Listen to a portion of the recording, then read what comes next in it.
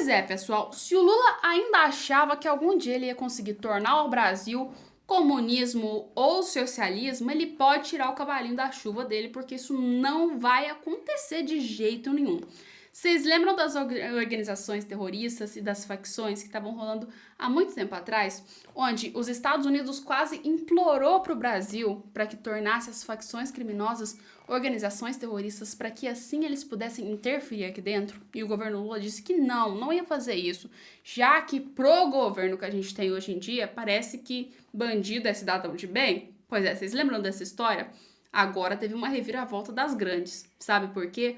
Porque a Câmara dos Deputados resolveu fazer o quê?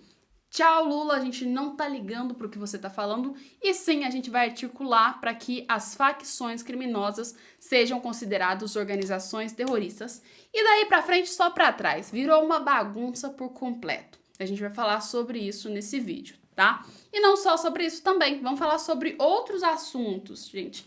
Pois é, enquanto tem alguns países que estão achando que essa vibe de esquerda é uma coisa boa, alguns já entenderam que não é tão legal assim, como a Argentina, que já falou, olha, esquerda, tchau. E tá querendo se livrar agora das organizações mundiais, né, que a gente já viu que é bem parcial. E dessa vez o Milei fez uma jogada genial. E eu vou te contar o que tá acontecendo também, porque vai dar uma diferença muito grande na Argentina o que o Milei fez. E por outro lado, enquanto isso tudo tá acontecendo, o Eduardo Bolsonaro tá com um extremamente grande problema, tá? Sabe por quê? Lembra que ele foi para os Estados Unidos defender e articular contra o Alexandre de Moraes, né, para ter sanções contra ele aqui no Brasil? Deu ruim. E eu vou te contar o que tá acontecendo, porque pode dar muito problema pro filho do Bolsonaro. Bora lá, então? Que hoje a gente vai falar de política, de uma maneira simples, fácil para vocês entenderem. A única coisa que eu peço para vocês é divulga esse conteúdo, que eu tô aqui trazendo um vídeo bonitinho para vocês, tentando trazer mais gente pra direita, tentando trazer os jovens pra política. E você também pode me ajudar divulgando o conteúdo aqui do canal, tá? Manda para alguém que você conhece, que gosta de política, ou que ia gostar de saber as informações desse vídeo, beleza? Então, bora lá falar um pouco sobre o que está acontecendo hoje. Eu sei que alguns dias para trás, a gente já estava começando a desistir do Brasil, principalmente quando a gente vê matérias como a que o Estadão publicou, onde se compara a primeira-dama da Nicarágua com a primeira-dama brasileira, que no caso é a Janja, né? Dizendo que a Janja já teria ganhando um poder muito grande dentro do governo Lula. Aí você me pergunta, por que dessa semelhança ou por que o Estadão resolveu citar a primeira-dama da Nicarágua? Para quem não sabe, o nome dela se chama Rosário Murillo, tá? Acontece que na Nicarágua ela se tornou quase uma rainha, para vocês conseguirem entender. Pois é, Daniel Ortega, que é o marido dela, na Nicarágua, ele é o presidente da República. Num belo dia ele resolveu acordar assim e falar, olha, vice-presidente, mete o pé, vai embora que agora quem vai ser a vice-presidente é a minha esposa e ela vai ter vários direitos, embora ela não seja eleita pelo povo. E aí, ela não satisfeita, resolveu o quê? Eu quero os mesmos direitos que você, Daniel Ortega. E aí ela foi considerada uma co-presidente. Eu acho que eu nunca ouvi falar isso na minha vida. Primeira vez é agora na Nicarágua, né? Vindo de uma ditadura. E assim, ela ganhou os mesmos poderes que o presidente da República. Ou seja, se ela chegasse para conversar com um líder, como por exemplo o Lula aqui no Brasil, poderia ser ela ou o Daniel Ortega que ela teria o mesmo poder. O que a gente sabe que um país que é considerado uma democracia não é normal, né? Já que a primeira-dama, ela é apenas a esposa do presidente. Tem alguns papéis importantes, mas não papel político, já que ninguém elegeu ela. Quem escolheu foi o presidente e ela do lado dele. E não o povo que escolheu foi lá e votou para quem vai ser a primeira-dama, né? E aí, com as idas da Janja para vários eventos, representando inclusive até o Lula e até interferindo lá, falando sobre o TikTok na China, deu ruim porque o Estadão resolveu fazer uma comparação sutil entre a primeira-dama que a gente tem do Brasil com a primeira-dama da Nicarágua. Aí eu vou deixar com vocês comentar sobre isso. Qualquer semelhança é mera coincidência? Põe nos comentários aí, beleza? E vamos falar sobre as facções criminosas aqui no Brasil. Acontece que o Brasil já assinou acordos internacionais que não podem ser quebrados sobre grupos terroristas, ou seja, que dá o direito dos Estados Unidos vir aqui catar esse pessoal do grupo terrorista e levar lá para os Estados Unidos ou para qualquer lugar que seja de uma prisão, beleza? Pois é, mas embora seja considerado grupos terroristas como Hezbollah ou Hamas, a gente tem o fato de que as organizações das facções criminosas não são consideradas organizações terroristas, tá? Não são consideradas grupos terroristas no Brasil. Então, os Estados Unidos não têm direito de pegar o pessoal das facções criminosas, embora totalmente parecido às ações dos dois, né? Pega o Hezbollah e pega, por exemplo, o PCC, algum outro grupo, e compara para você ver. É quase bem igual ao que a gente tem nos outros países que consideram organizações terroristas. Mas bora lá. Acontece que os Estados Unidos implorou pro Brasil. Vocês não estão entendendo. Os Estados Unidos falou, gente, vamos aqui fazer um complô todo mundo pra gente acabar com o problema das facções criminosas, tá? Porque eu tô tendo problema com envio de droga aqui para os Estados Unidos e vocês têm problema com segurança aí. Quem nunca viveu no Brasil e já viu que o maior problema do Brasil é a segurança. Você tem medo de sair de noite, você tem medo de ser assaltado, você tem medo, literalmente no Brasil, não tem outra palavra que defina, você tem medo. E a única coisa que o governo precisava fazer era apenas declarar as facções criminosas como grupo terroristas. Mas o governo Lula não quis fazer isso. Ele literalmente ignorou os Estados Unidos e falou, não, a gente não vai considerar, não. Vai continuar sendo facções criminosas. Aí até que os Estados Unidos tentou bolar um plano para acabar com as facções criminosas, tentando ligar elas ao Hezbollah, a grupos que já são considerados terroristas, dava para dar uma ajudada, mas não era a solução do problema. E a Câmara dos Deputados viu isso e foi aí que fizeram uma jogada genial deles. Porque a Câmara do Brasil virou e falou assim, vamos ignorar o que o Lula disse, tá? A gente tá tendo muito problema com isso, né? Tá chegando 2026 também, eleição, né? A gente sabe que o brasileiro tem um problema, sim, muito grande com o problema da insegurança, né? E os próprios políticos já viram que, por exemplo, Caiado, por exemplo, também Tarcísio, que estão resolvendo o problema da segurança do brasileiro, estão ganhando muito aplausos e estão com muita chance de se reelegerem, estão com muita chance de ser candidatos fortes. Então a Câmara viu isso, contou tudo isso e falou, galera, vamos ignorar exatamente o que o Lula tem para falar e sobre a decisão que ele fez das facções criminosas e vamos articular para que seja considerado um grupos terroristas, ou seja, daria a chance para os Estados Unidos fazer o que ele queria, literalmente acabar com as facções criminosas, ou seja, ter a chance de talvez melhorar um pouco o Brasil, a segurança brasileira, tá? Acontece que a Câmara dos Deputados hoje, né, hoje não, na verdade ontem, segunda-feira, tá? Ela articulou, né, fez um regime de urgência para analisar um projeto que analisava as facções criminosas, dizendo que elas se equiparavam, elas são iguais a grupos terroristas, tá? E acontece que ela tá avançando agora na Câmara dos Deputados, mesmo o governo Lula falando que não queria, tá? Ou seja, eles não estão nem aí pro governo Lula, ou seja, o governo Lula tá perdendo moral até mesmo dentro da Câmara dos Deputados, que não estão mais se importando. Embora tenha uma pequena ala da oposição que já não quer, né? Que diz que o terrorismo seria motivação de xenofobia, que seria motivação de preconceito contra o criminoso, né?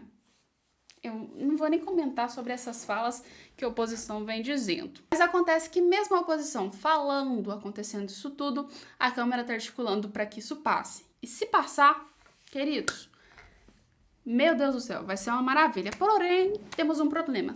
Passa na Câmara, chega no STF, dá ruim. É sempre assim, literalmente. Porque o STF pode inventar alguma súmula sobre o caso, criar. E aí foi tudo por água abaixo um trabalho que a Câmara dos Deputados fez, né? Mas assim, o que a gente ainda tem hoje é a esperança de que ainda tem algum jeito dentro do Brasil. Mas aí, você concorda comigo que isso é uma opção muito boa se fosse aprovada? Põe aí nos comentários. E a gente vai falar agora sobre a Argentina, beleza? Pois é, vocês sabem que, nossa, gente, a Argentina tá incrível, eu tenho que dizer isso pra vocês. Eu fui lá há pouco tempo atrás na Argentina e, meu Deus, que segurança, que país estruturado e tá um pouquinho mais caro do que o Brasil, né? Aliás, eles conseguiram recuperar a economia deles. Mas assim, tá 100% bom o trabalho que o Milei vem fazendo dentro da Argentina, tanto para trazer investidores e quanto mesmo para não depender de organizações mundiais. Por que eu tô falando isso? Acontece que hoje o Milei, vocês já conhecem que o Milei, às vezes ele dá meias doidas assim, a gente só vê as matérias no ar. Oficializou a saída da OMS. O que é a OMS, gente? Organização Mundial de Saúde, beleza? Porque a Argentina agora tá querendo rever alguns protocolos sobre as vacinas, tá? Ele tá aí revendo a questão das vacinas. As vacinas foram uma polêmica muito grande aqui no Brasil durante muito tempo. E aí tinha a OMS, que ainda contribuiu para a polêmica ficar ainda maior, né? Então, o Milei fez nada mais, nada menos do que tirar um extremo problema pro lado deles. O objetivo do Milei é fazer o quê? É descentralizar, fazendo com que a Argentina realmente foque no que é importante, no que realmente precisa dentro da Argentina, tá? Inclusive fazer com pesquisas mais grandes, pesquisas melhores sobre as vacinas e para que o próprio governo dele, no caso a gente pode falar assim, tenha mais um controle sobre a saúde na Argentina sem depender das regras internacionais, beleza? Mas aí, põe aí o que você acha. Só queria trazer essa matéria para vocês, não vou discutir muito sobre isso, porque é uma matéria assim, bem simples, bem tranquila, beleza? E a gente vai falar agora do que importa, porque agora a parada tá sinistra, agora o negócio tá bem assim, drástico. Porque a gente vai falar agora sobre o Eduardo Bolsonaro. Vamos lá, vamos ter que explicar a historinha para vocês conseguirem entender. Acontece que o Eduardo Bolsonaro saiu do Brasil para ir para os Estados Unidos, se refugiar lá e também para, segundo o que ele disse, né, iria articular com o governo americano para colocar sanções contra o Brasil e principalmente o STF, em específico Alexandre de Moraes, tá? No início todo mundo riu da cara do Eduardo, a Suprema Corte também achou que não ia dar em nada isso, porém o negócio foi esquentando, a batata foi esquentando e aí cada vez que se passava mais, ficava mais ruim para a Suprema Corte. Chegou ao ponto de que teve o secretário do governo norte-americano falando que sim, era uma ideia que eles tinham em aplicar sanções ao Alexandre de Moraes. E aí virou uma briga entre o governo norte-americano e o STF, a Suprema Corte, porque os ministros ficaram do lado do ministro Alexandre de Moraes e falou, vocês vêm, a gente vai retrucar pro lado de vocês também. E aí os Estados Unidos respondeu, beleza, pode vir, porque se vocês resolverem atacar a gente vai olhar todos os escritórios que tem das esposas de vocês, senhores, que são advogadas, e vamos bloquear contas aqui, vamos investigar os clientes que elas têm, e aí seria um problema muito grande, principalmente quando a gente fala de escritório de advocacia. E deu uma calma ali até por enquanto na situação. Porém, o que aconteceu? O PT indignado com o que o filho do Bolsonaro estava fazendo, as lideranças do PT resolveram literalmente acionar a PGR, que é a Procuradoria-Geral da República, para que a PGR impedisse o filho do Bolsonaro. Sabe por quê? Eles consideraram que o filho do Bolsonaro, o Eduardo Bolsonaro, estaria articulando para acabar com a democracia aqui dentro do Brasil. E acionaram a PGR com Paulo Gonet, beleza? Eu achei que isso aí não ia pra frente. Eu achei que ia parar ali, que não ia dar em mais nada, que ninguém ia falar mais nada sobre esse assunto. Porém, não. Paulo Gonet olhou e falou, gostei, vou sim, vamos acatar isso aqui, né? E foi lá e jogou a bomba pro relator falar sobre o caso. Quem é o relator? Você está de sacanagem, né? Que vocês já não imaginavam quem seria o relator. Alexandre de Moraes. Pois é, Alexandre de Moraes é o relator do caso onde, de certa maneira, ele é o alvo principal, né? Mas Brasil.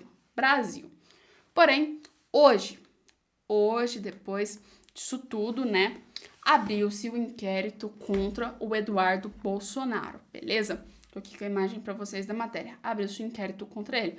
Ou seja, o Moraes acatou o pedido da PGR, que a PGR tinha acatado o pedido do PT, pedido de prisão, aliás, para o Eduardo Bolsonaro.